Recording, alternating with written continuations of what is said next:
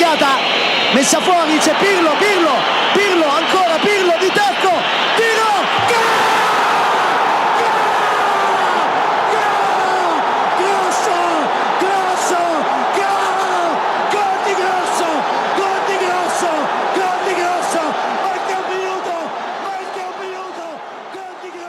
Hello and welcome to this week's SP Weekly AC Milan podcast. I'm your host, Samit Paul, and as always, I'm joined by Jason Brown. Jace, how you doing? I'm not so well this week, Samit. I mean, me and you both down in the dumps, I think. Yeah, not been a great week, mate. But judging from that laugh, I think one man who is a little bit happier is Jack Howlin. Jack, how's things? Yeah, all good, mate. Really looking forward to tonight. Good man. Right, fellas, plenty to discuss tonight as always. We'll analyse the disappointing draw at Crotone as AC Milan slip up again.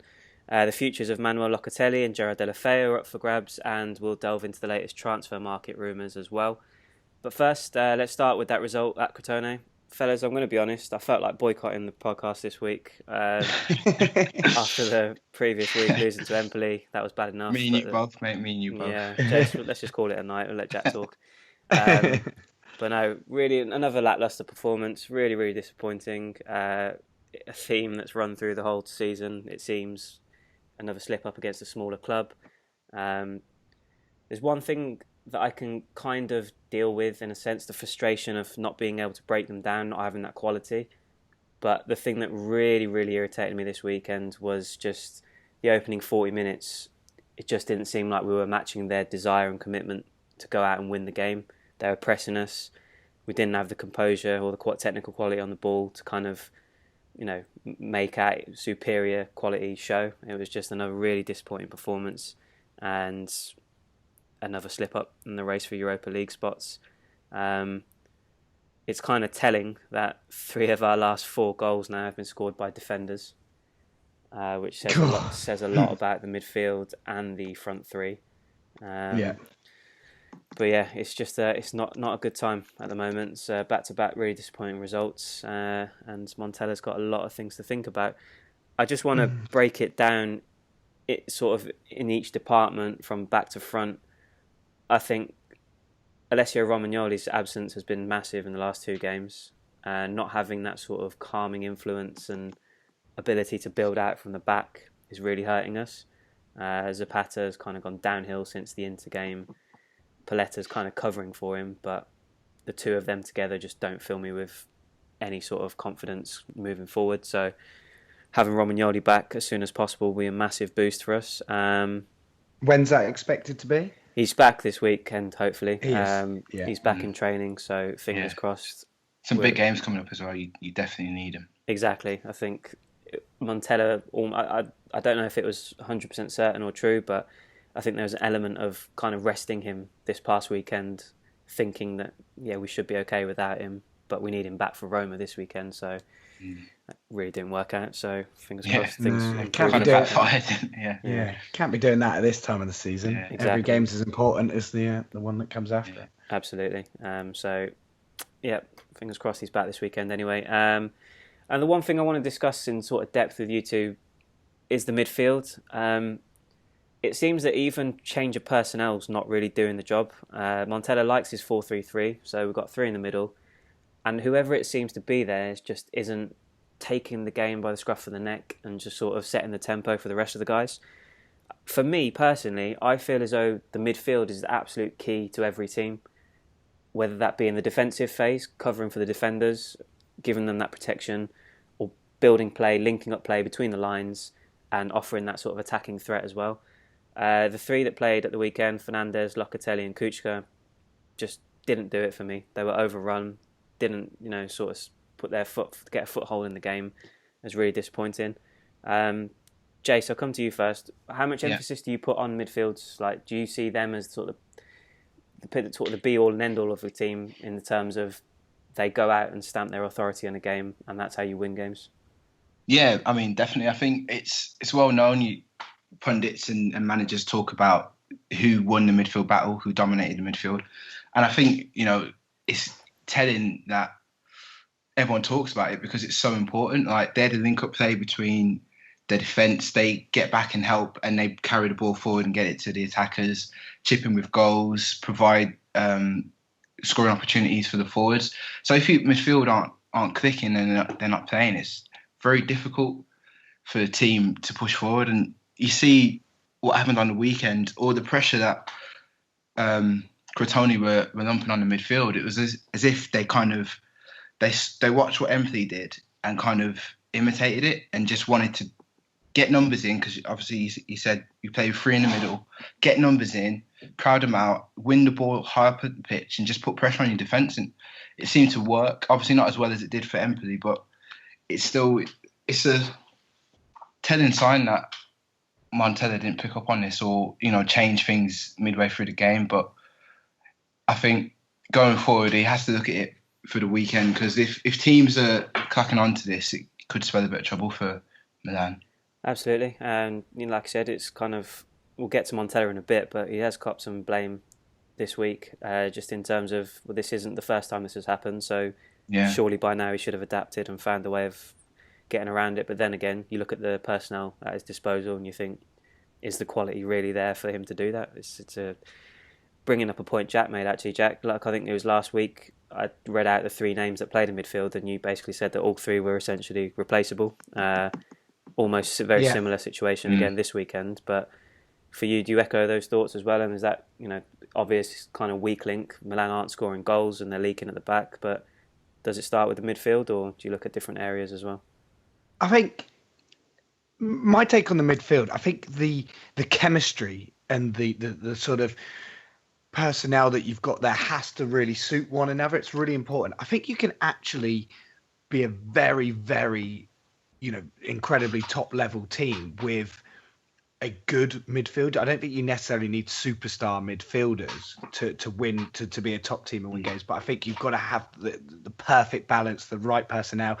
And if you've got a pair or if you've got a 3, each individual of them knows exactly how they work. If one stays, which 2 go. If 2 stay, which one goes. And you've got to have that fluid balance of back and forth and having that set up in front of the defence and offering that sort of protection. But also, it's massively important that you're putting the other defence under pressure and linking up with the attack. I think for me, if I was a club, I think, a world-class striker can win you games and can, you see it for clubs down the lower end of the tables and things like that. Quite often one really top striker will keep them in the league and things like that. So I don't think it's as necessary to have superstar players in your midfield, but I do think it's, if you haven't got that perfect, as I keep saying, chemistry and such, then you're in massive trouble. And I think that's what we're seeing at the moment for you guys. It's sort of nobody's really putting their foot down as the general, and it seems a little just unbalanced. It's,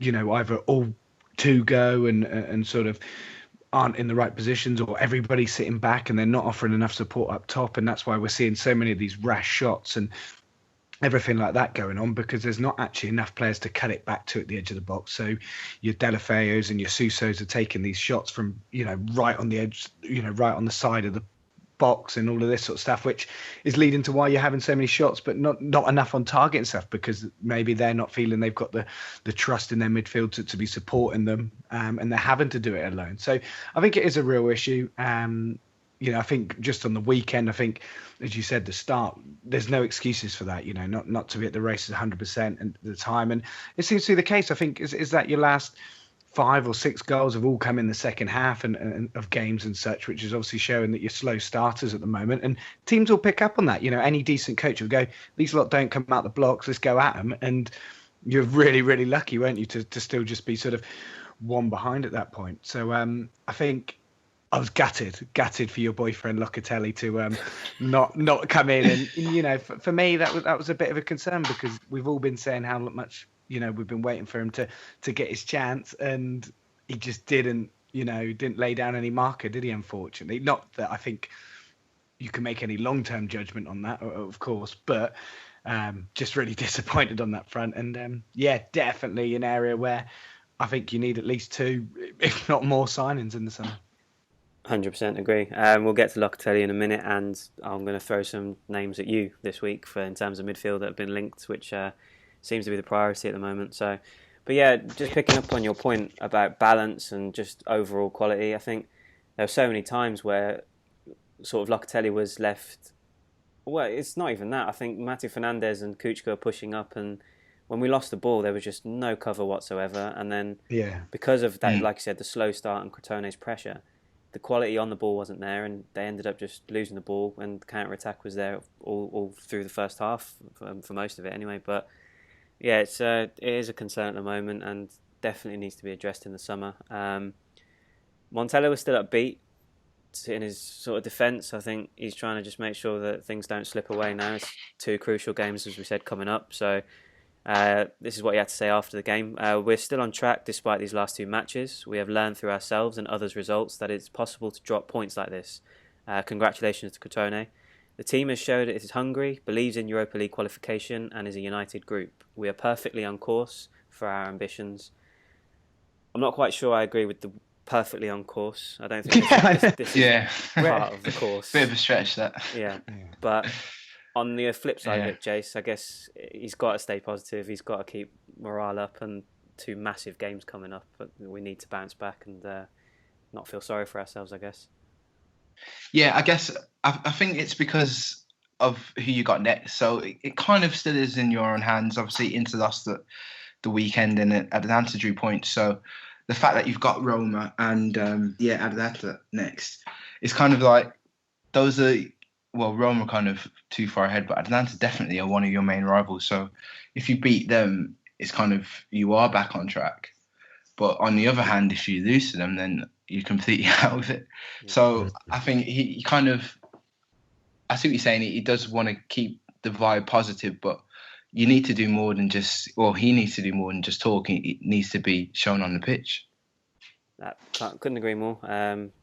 We definitely need a performance this weekend. Otherwise, certainly looks like the season will be slipping away.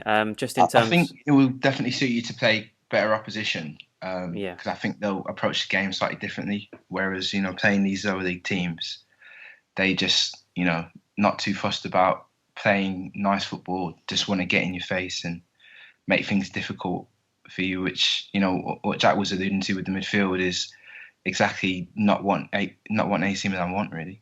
No, but, no excuses. We should have collected 6 points from these last 2 games, in my opinion, and we've come away with 1, which is just desperately disappointing. But I do think different to this game to the other week. And I think Crotone, that first 40 or so, I know that Milan went at it all, but I was really surprised, actually. I thought they played really well, much higher level than I was expecting them to in terms of the pressing and sort of, the chances they were creating were actually pretty well guided. But it's just, it is a concern that we do seem to talk every time it is a lesser club, should we call them. That's where the issues really seem to come to the focal, isn't it? And that seems really strange in my books.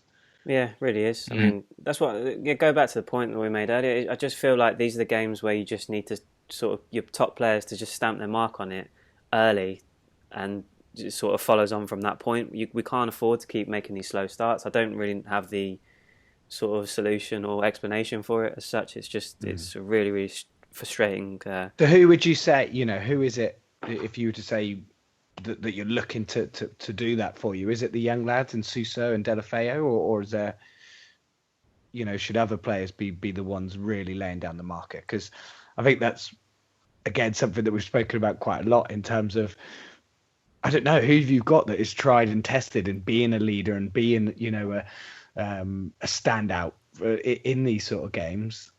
I don't know if you can say you've got anyone that's really established and proven at doing that. Have you?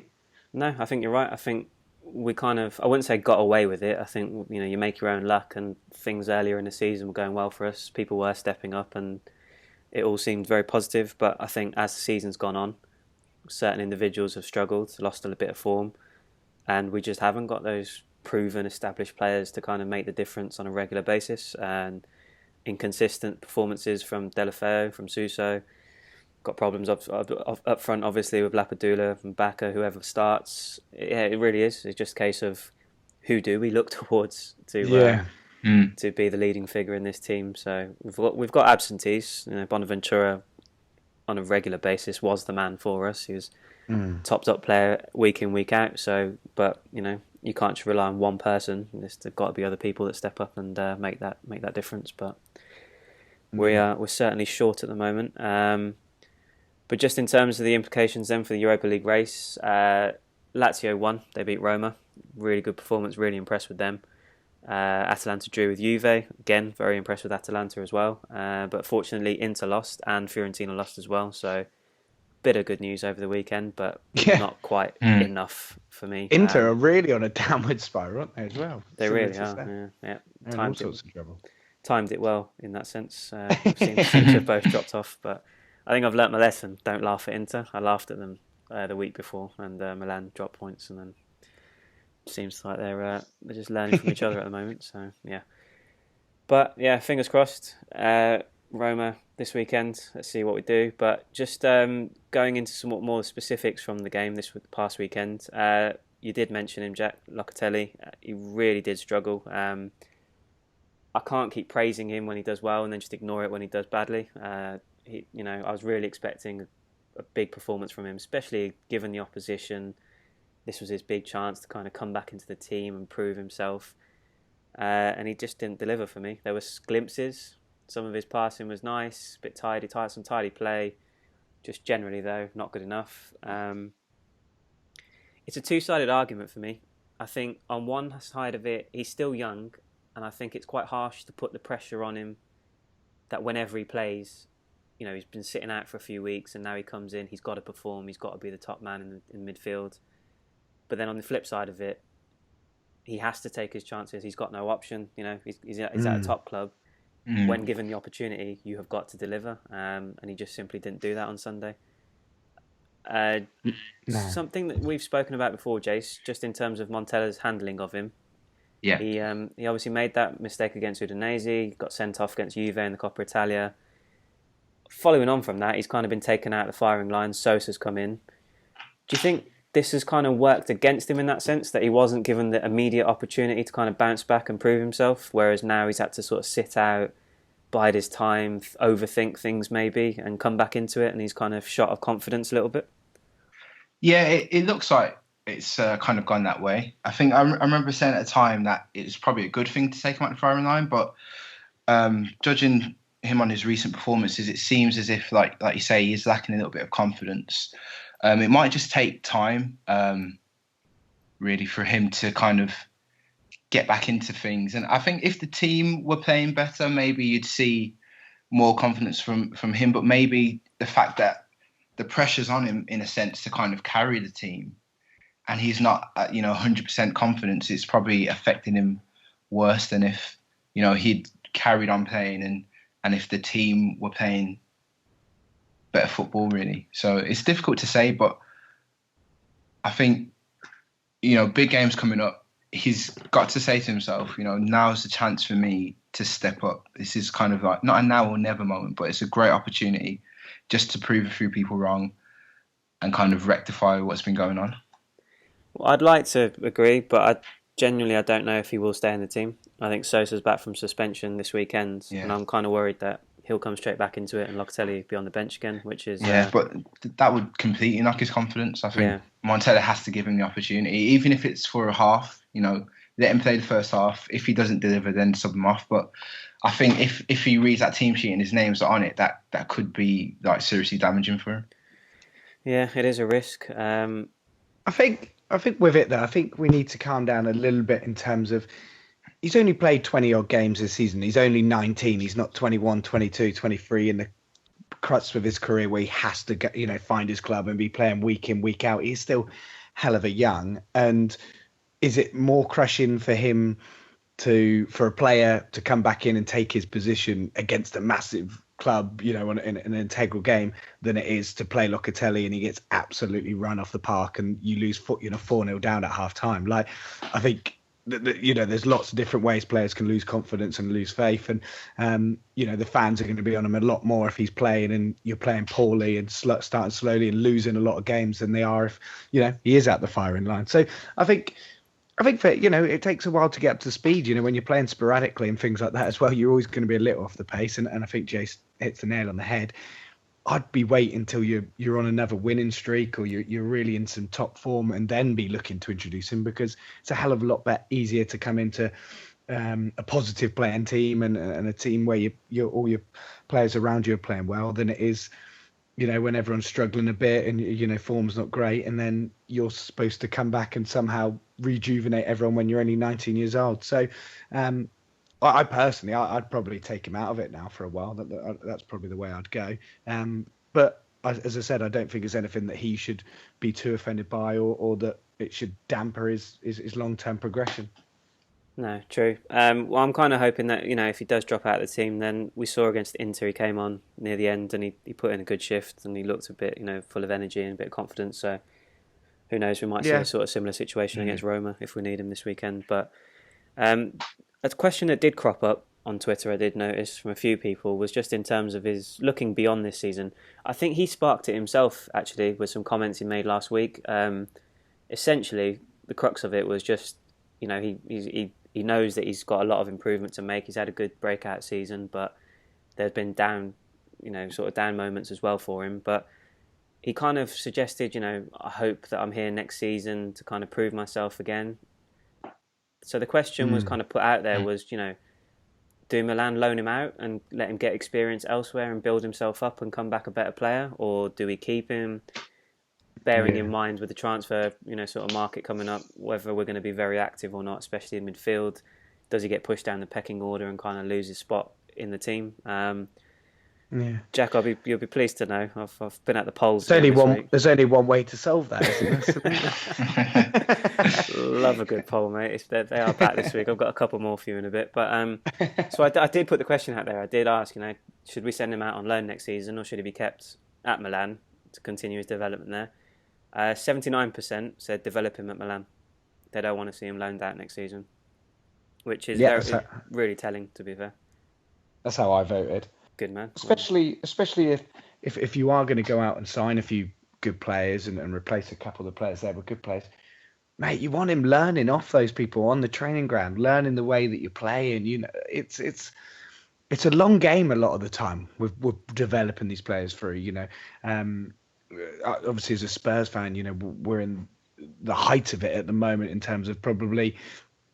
Arguably in Europe, I can't think of too many teams. Monaco have done it quite well as well, but in terms of developing a team rather than going out and buying a team. And, unless you get the occasional absolute superstar, it is a little bit of a longer process. A player I guess I could compare to, I don't know how much you've seen him but Harry Winks at Tottenham. And his year he's had at Tottenham has been quite similar to that of Locatelli's in terms of he's played 20 odd games in the league, really impressed, and the fans are quite excited about him. But at the same time, he's still got things to work on. But him being in the training ground and around great players and understanding what's expected of him as soon as he is called into duty is the best way for him. And I certainly think that's the way Milan should go with Locatelli.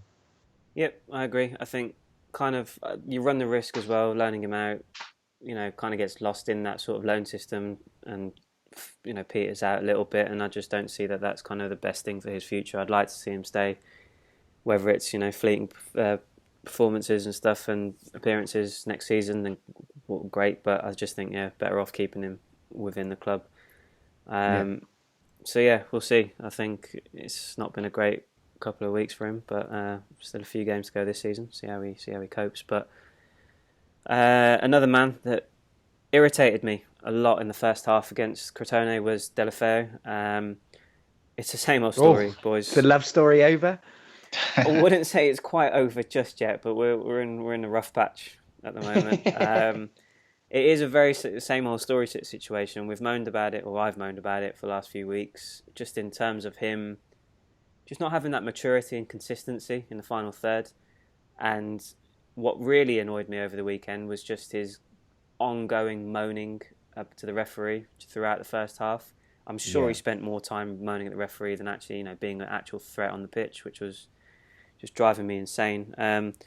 Jace, again, he's young. I'm not expecting complete wonders off him. He's not the established star that's going to deliver for you every week, but I am getting a little bit concerned in the sense that, he's great at building play up. He's good with the ball at his feet. He looks dangerous, but there's just no end product. Whether it's just that lack of composure, crossing it in or taking a shot, whatever it might be. And then add on top of that his attitudes. Kind of struck me as being very immature over the weekend. This kind of game that we needed him to step up and be the main man. and yeah, he was just too busy talking to the referee for the first half. So, reason for more concern, Jace, or do you think again it just comes down to the fact that look, he's still young, we're going to have to deal with the inconsistency, and it's just part and parcel of it. Yeah, I think his age is a big factor in this. Like you say, he is still young, and the way the game was going on the weekend, you can see he was really frustrated. I think he just desperately wanted to get Milan back into the game, and you saw he dealt with it the wrong way. I agree. Complaining to referees, you don't want to see that, but I think it shows that his passion and the fact that he really wants to make an impression at Milan. I think he's still, like you say, he's still young. He has got like skill in his locker. You see some of the touches in that game. He had a few nice moments, but like I agree with you, his end product's not there yet. But I do generally believe that it will come with time, and probably with better players around him. Better attacking players, maybe to provide to that would make him better runs. You'd probably see a lot more from him. So I wouldn't be too concerned. I think I know we've mentioned it before, next couple of games are going to be a big test. And if he steps up in any of those, I think definitely I'd want to see him at Milan next year. And I think that AC should be doing everything they can to try and keep him. We'll have to wait and see. Jack, just on that sort of attitude point, is it a concern just to see him, be more of a leader for Milan? We do look for him to be the sort of shining light to break these teams down for us in the last few weeks, and it's not really gone to plan, has it? No, not at all. And I'm completely with you. Any sort of petulance and things like that just winds me right up, because it's just get your head in the game and do what you're supposed to be doing. Really start to deliver. Don't worry about what the ref's up to. It's in your hands to change the game, not the refs necessarily. But I think it is, like Jay says, he does make a good point. At least he knows, he's obviously understanding the importance of every result, and that's obviously what's winded him up. But yeah, you just expect more. But I think it's, again, I don't want to keep going on about it, but it's sort of indicament of where Milan have got themselves to, that Deulofeu is someone that needs to try and be a leader and such, because again, he's never shown that in his career thus far, that he's that type of player to sort of lead a team and stuff. He's still a young lad himself, still trying to figure out his own game and such. So I think it's a little bit too much to expect, but it's it's just one of them. That's when I would be looking to Romagnoli or another like more leader in the team to just get an arm around him and say, listen mate, just calm down. You got the beating of your defender here. Keep going at him. Chances will come, and get him focused on that. But Milan are just lacking that on the pitch so evidently for me. Yep. No, fair enough. That's a good point as well. I just picking up on your point as well, as the petulant side of things. I mean, I understand. Yeah, you can see it can be interpreted as passionate and stuff, but I just think you've got to channel it in the right way. If it's not going for you, showing that to the opposition, showing that to the referee, it doesn't help, and it doesn't help me watching. Yeah, in his defence though, I mean it's something we see a lot from Spanish players that maybe coming up in the Barcelona system. It's something that he's seen from his peers and his elders, and he's just brought it into his game. No, good point. No, that's fair enough as well. Yeah. Well, we're going to have to see, boys. So I just want to see some improved performances across the board. Just before we move on to the next point, though, just on Deulofeu, back with the poll, Jack.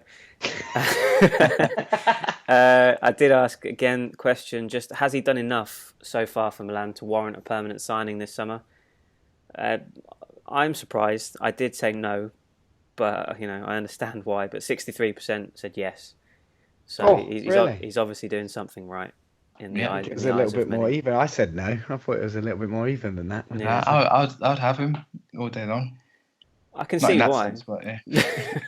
I can see why. I understand, and he has been good in certain aspects, but I just think if he can add that bit of quality at the end of his play, then sign him up straight away. He's the first man on the shortlist. But I just personally think, depending on budgets and whatnot, if there's got to be better options out there. But we shall see, boys. We'll have to wait and see. But another man, again, who's in the talking points this week was Montella.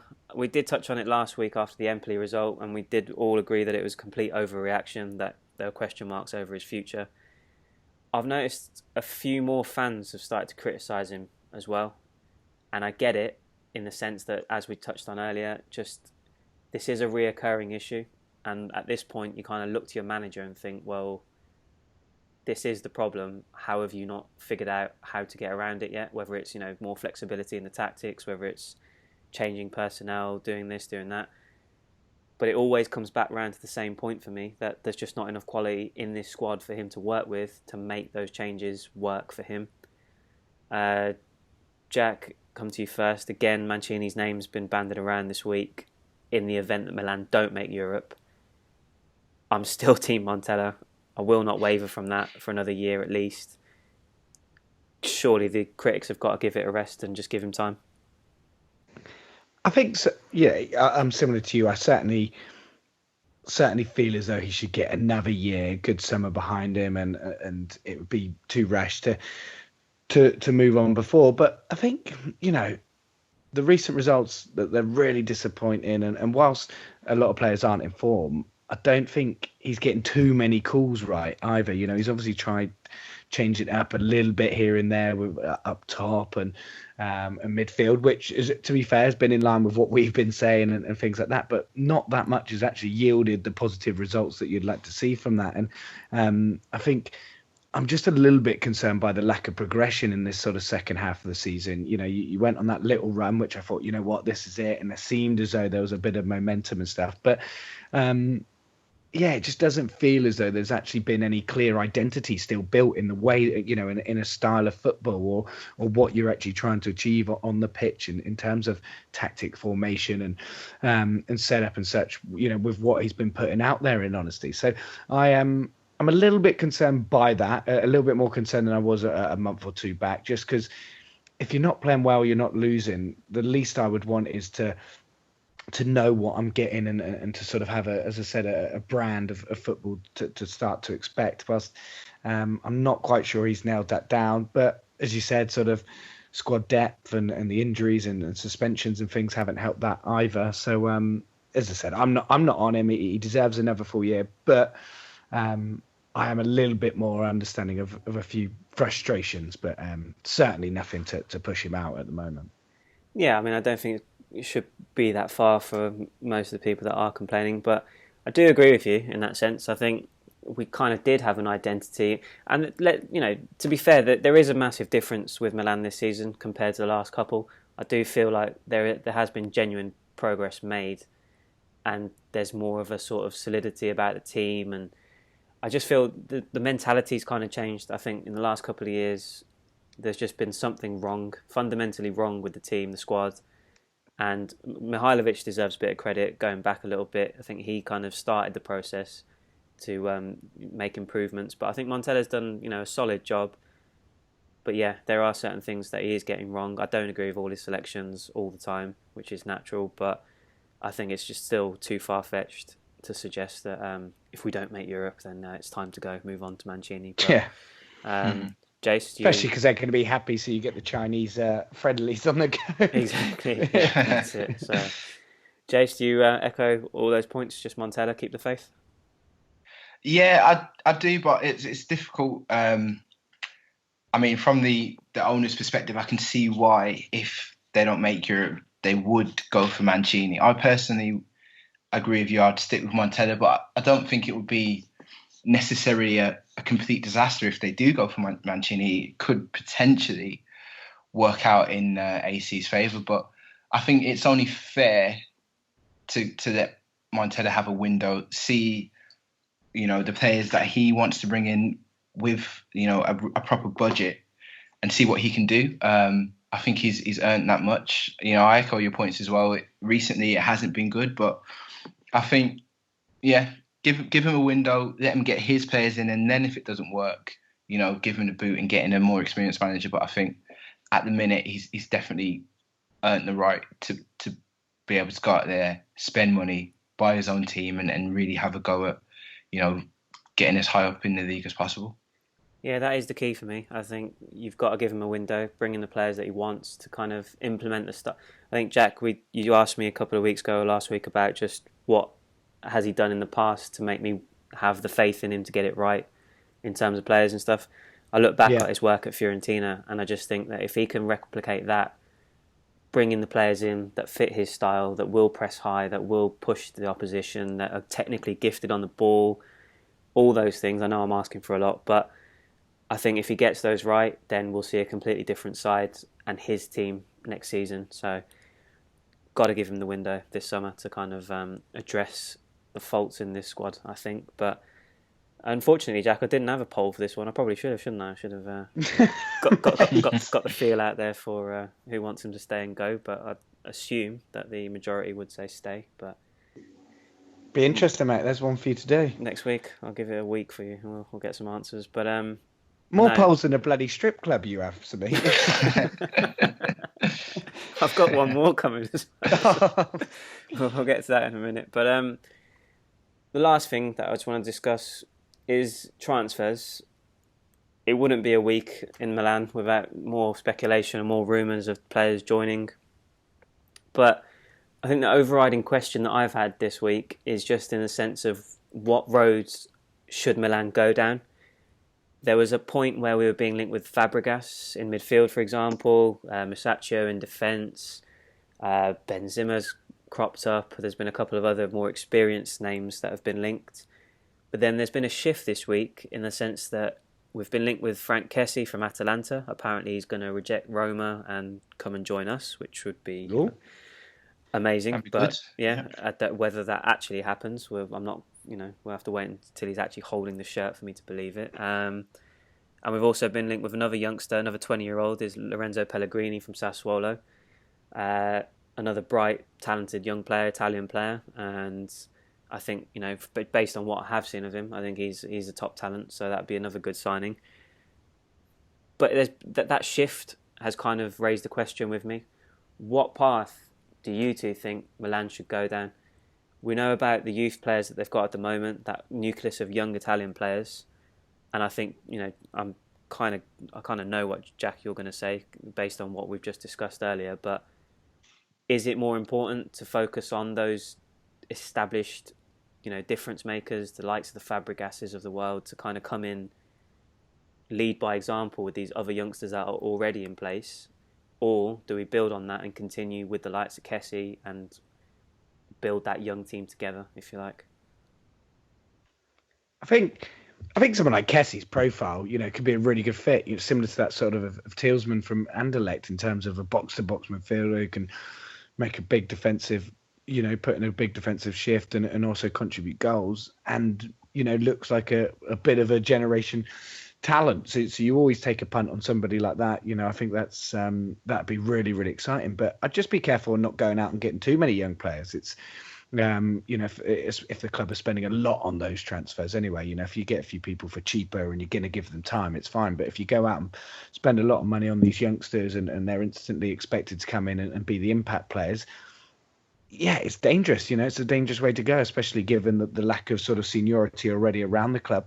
I just think as though, that you need, as I think I mentioned when we did a bit of a Trent special, the first one or two that I would look to get in would be just proven winners, proven people who have lifted titles, been around clubs, people that are going to come into training and lift the quality of training up by 5-10% and instantly improve the squad that's there, and then supplement that with these other young people. I'm a believer in this day and age that the age is just a number in football. It's I don't think it's you actually have to look at that. You have to just look at the profile of what that player brings to the team, and someone like Kessie for sure would be amazing. I can't say I know too much about Pellegrini myself, but yeah, certainly Kessie would be a great signing. But if that's the way they go, I think, and you go and get 2, 3, 4 young players, and that's the majority of what the business you do is. I think it sort of says,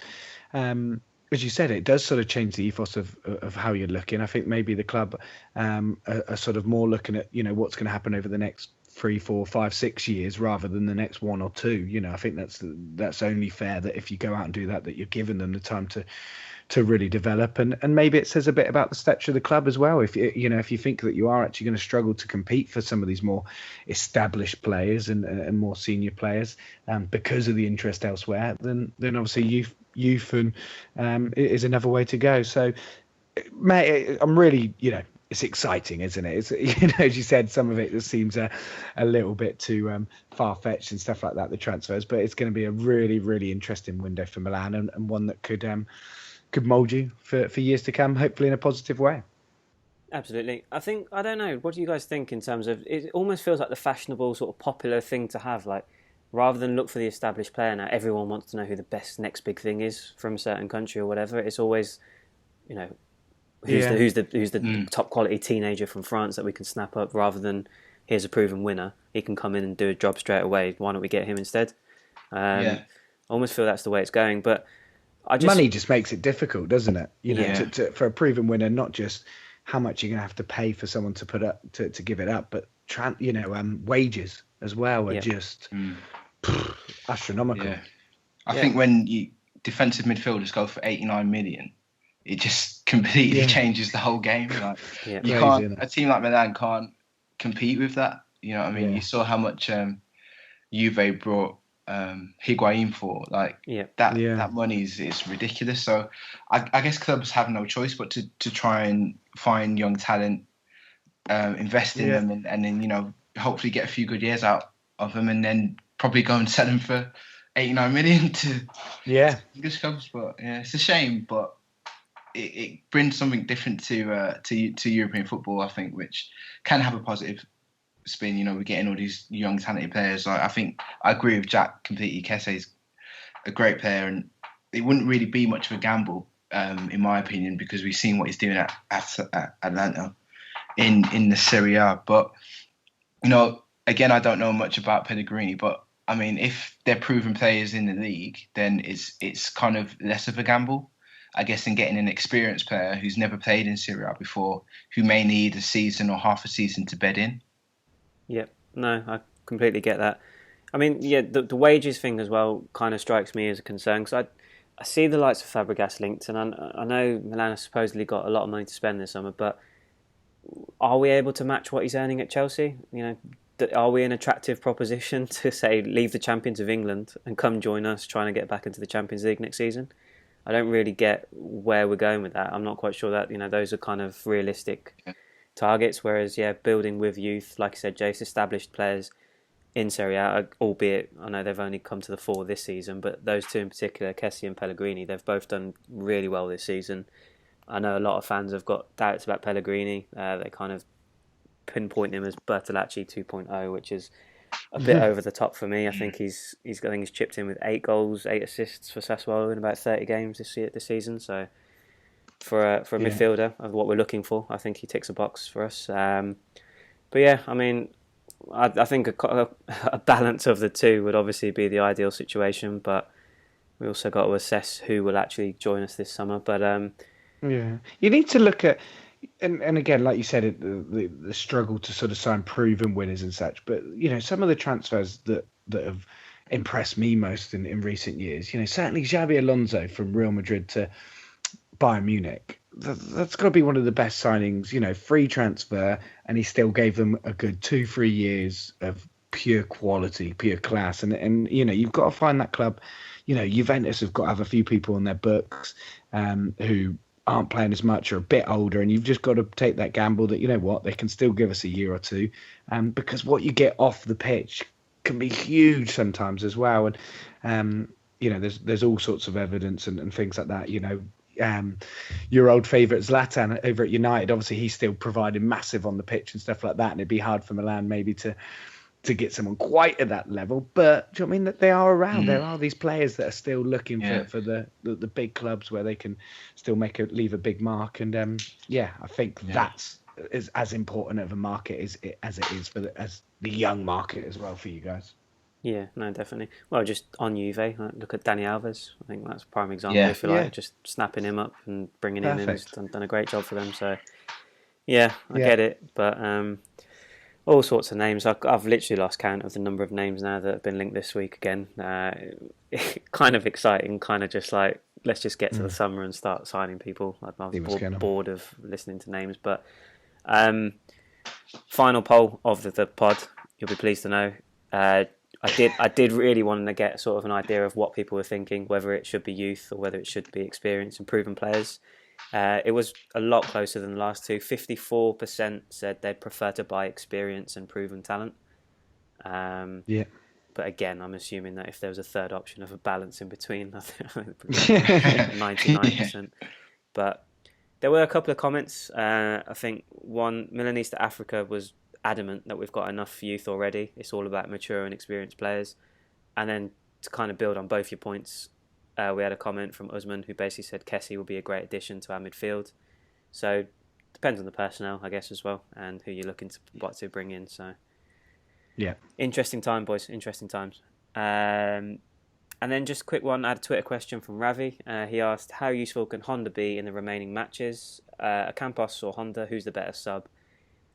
Ocampos has been absolutely useless for me. I don't want to be too harsh again in the sense that he's young and he's on loan and he's not getting the minutes to kind of prove himself and get settled. But if you're given these many opportunities by your coach, at some stage you've got to deliver. I can't recall him actually beating a defender in a one-on-one situation when he's been involved. So I've given up on him. If we sign him on a permanent basis this summer, I'll literally cry.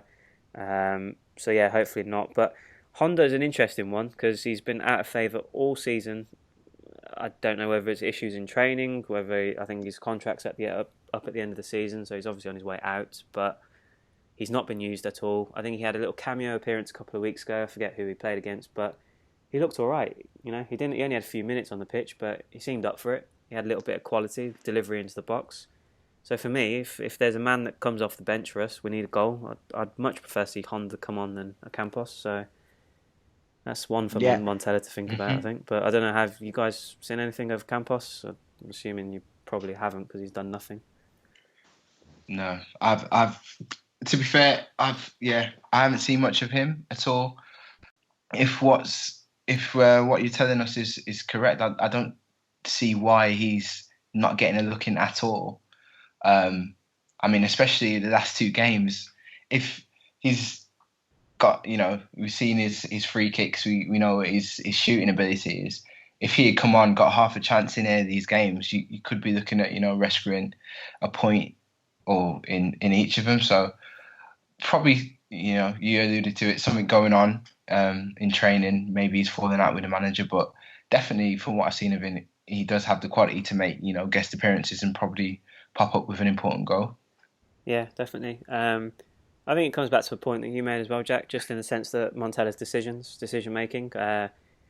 He's tried the Campos thing a number of times. He's brought him off the bench in the last few games now.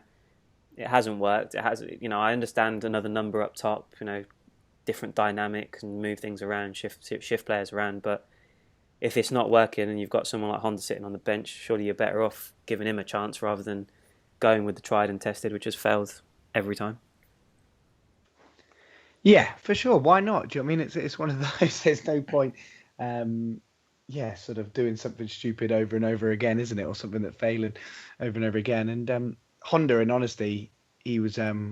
Everybody has their sort of cult hero favourite players, don't they, and stuff. And when he's at CSK, I don't know why, I just loved him. It's like I can't explain it. I was a huge fan. I think it was the blonde hair that got me. I was a bit of a Slim Shady fan. But he, he's not too old, is he? He must be 30, I think, or so now, and still got a couple of years in his leg. So, in honesty, just because of the lack of game time, I presume that he'd gone out on loan or something like that in January or so. But if he's still there, I'd definitely be looking to get him in for sure. Let's hope Montella's listening, but I'm sure he's not. And we'll see a Campos back on the pitch next weekend. But we'll have to wait and see. Get a poll going to meet and send him the poll results. I'm sure it'll change his mind. That's a great idea. I might have to do that this week, Jason. That's another one to add. But no, good stuff. Another packed weekend of Serie A action again. You got Turin derby, Juventus Torino on Saturday night, which should be a good game. Obviously spoken about it. Milan Rome is the pick out for me, of course, this week. It's tough to give you a prediction, boys. Don't know what Milan turns up. Jace, you've mentioned it. Big team comes to town, and all of a sudden we've got a different Milan on our hands. So fingers crossed it's a much improved performance. And I think based on Roma's performance against Lazio at the weekend, I'm kind of confident, but they've also got some absolute nightmares on the counter-attack. It's at home. It is, yeah. You know, you had a fair, as I said, sort of, what was it, 4 or 5 games on the bounce where you were really good at home, and it's gone a little bit wayward recently, but you just got to get back to that, you know, really get back to sort of making it a difficult place to go and start a bit quicker, you know, like we keep saying, in terms of not getting going in the second half and all the rest of it, and not giving these teams the chance to get ahead, because you seem to struggle a little bit once you are behind, rather than, you know, getting out there. If you get the first goal, then massively game on. Absolutely, yeah. So fingers crossed, we'll see. I'm absolutely petrified of Salah and El Shaarawy and those guys on the counter-attack if they do start, which is going to be a massive problem for us, and Dzeko causing all sorts of problems for the central pairing. But they're missing a couple of players. I think Fazio's out, Jack, which is a massive boost for us. So we'll see if we can take advantage of that. I think Strootman's been suspended as well. So there are certainly positive signs. So fingers crossed we get a result. And yeah, we're looking at Genoa, Inter, Lazio, Sampdoria, and Sassuolo, Fiorentina, and Udinese versus Atalanta. I'm not expecting any favours from any of them, in quite honesty. I think potentially Inter in a bad run of form as well, so Genoa might do us a favour. Sassuolo away for Fiorentina is tough, but got to take care of business at our end and see what happens. But after the last 2 weeks, I hope that this is going to be a much happier podcast next week, boys. But we'll have to wait and see. But yeah, hoping. Here's hoping, mate. Here's hoping. But yeah, I think that wraps us up this week. Unless either of you had anything else you wanted to add. No, nothing this end. I think, as you say, sort of it's crunch time now, isn't it? Sort of big game this weekend, and then Atlanta away, and it'll, you know, you'll either still be in it with plenty to go at, which is all we want. And I just hope that's the case. So fingers crossed. Holding on, Jack. I'm holding on. Hopefully, we'll see. But Jace, all good? Yeah. Ready for the big game this weekend? Points. Yeah. Need to just go out and do it now, I guess. It's the time to show and prove. Absolutely. Less talk, more action, boys. We'll see. Yeah. Good stuff, Jack. Always a pleasure. Yeah, good to be here. And as you said, hopefully we're in chipper moods next week. Let's hope so. Jace, always a pleasure, mate. Yeah, nothing always. left but to say goodbye to the people. Goodbye to the people.